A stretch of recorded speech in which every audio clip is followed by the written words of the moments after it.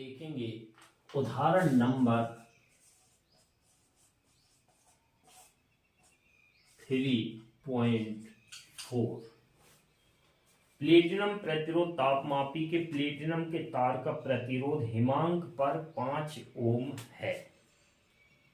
तो इसमें हिमांक पर मतलब 0 डिग्री सेल्सियस पर प्रतिरोध, तो इसको हमने R0 माना, ये 5 ओम है। और भाप बिंदु पर मतलब 100 डिग्री सेल्सियस पर प्रतिरोध, तो इसको R100 माना, तो ये है 5.23 ओम। जब तापमापी को किसी तप्त ऊष्मक में प्रविष्ट कराया जाता है प्लेटिनम का तार का प्रतिरोध, तो बाद में किसी ताप पर, तो वो हमें मालूम नहीं है कितना ताप है, तो उसको हम RT ले रहे हैं, तो अज्ञात ताप पर प्रतिरोध हो गया 5.795 ओम।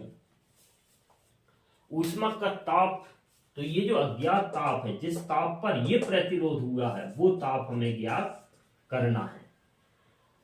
तो ये क्वेश्चन मोस्ट IMP है।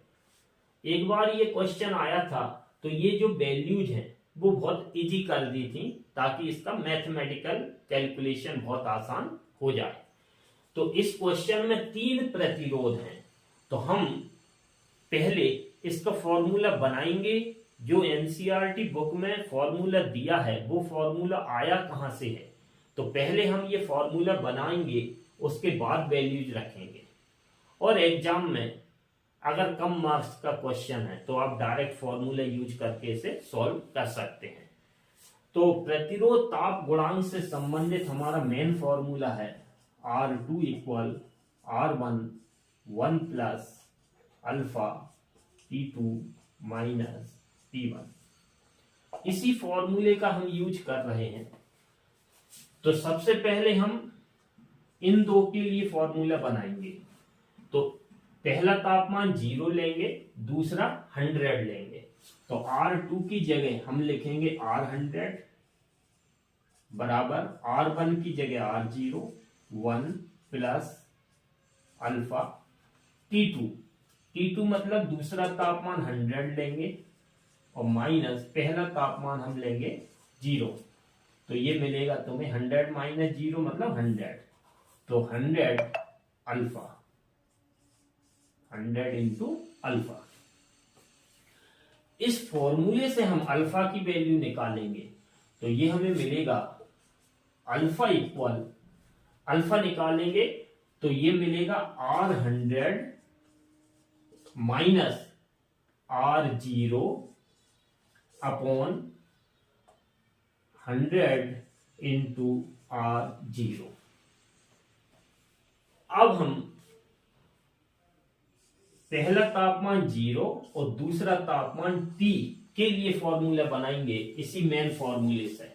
तो दूसरा तापमान हम T ले रहे हैं, तो इधर लिखेंगे RT इक्वल, पहला तापमान 0 है तो R0 1 plus alpha into T2, दूसरा तापमान कितना लिया हमने T, तो इधर लिखेंगे T और पहला तापमान 0 है। जब हम इस से अल्फा का फॉर्मूला बनाएंगे तो हमें बनेगा RT minus R0 upon R0 into T। तो एक बार अल्फा का फॉर्मूला ये मिला, एक बार अल्फा का फॉर्मूला ये मिला, दोनों अल्फा के लिए हैं। अब हमें इन दोनों की कंपेयर करेंगे, तो एक दूसरे के बराबर कर देंगे, तो हमें मिलेगा R100 minus R0 upon 100 into R0। तो इसको हम इसके बराबर कर देंगे, क्योंकि दोनों अल्फा के मान हैं, तो बराबर RT minus R0 upon R0 into T। तो R0 से R0 इधर कैंसिल होगा, तो अब T को हम इधर ले आएंगे और इसको उधर ले जाएंगे, तो T का फॉर्मूला मिलेगा RT minus R0 upon R100 minus R0। तो ये उधर चला गया और ये जो 100 है वो इनटू में चला जाएगा ऊपर। तो ये हमारा फॉर्मूला बना टी का। तो ये एनसीईआरटी बुक में डायरेक्ट फॉर्मूला दिया गया है, ये RT minus R0 upon R100 minus R0 into 100। तो आप चाहें तो डायरेक्ट इस फॉर्मूले का यूज एग्जाम में कर सकते हैं। अब हम इस फॉर्मूले में सभी के मान रख देंगे और सॉल्व कर देंगे तो आंसर आ जाएगा। तो T इक्वल RT कितना दिया है 5.795 minus R0 5 upon R100 5.23 minus R0 means 5 और इनटू 100। तो T इक्वल ऊपर माइनस करेंगे 5 को इसमें से तो 0.795 बचेगा अपॉन नीचे भी माइनस करेंगे तो 0.23 इंटू 100। अब ऊपर पॉइंट के बाद 3 अंक हैं, नीचे पॉइंट के बाद 2 अंक हैं, तो एक जीरो और लगा देंगे तो पॉइंट के बाद 3 अंक होगा या पॉइंट से पॉइंट कैंसिल हो जाएगा। तो T इक्वल 795 अपॉन 230 इंटू 100।